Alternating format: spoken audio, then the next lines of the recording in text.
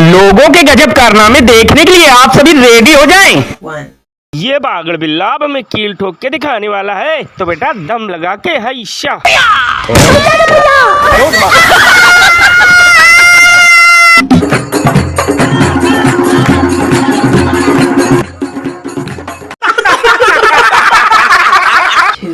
अब ये मोटी पर्वत जैसी आंटी इस तालाब के ऊपर रस्सी से हमें झूल के दिखाएंगी, तो इन आंटी के लिए एक लाइक तो बनता है। आंटी आप चालू रहो।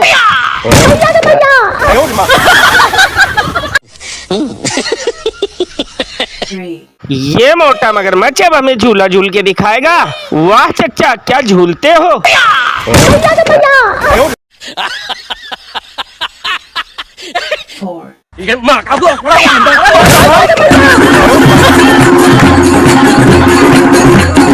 कैसा लगा मेरा मजाक?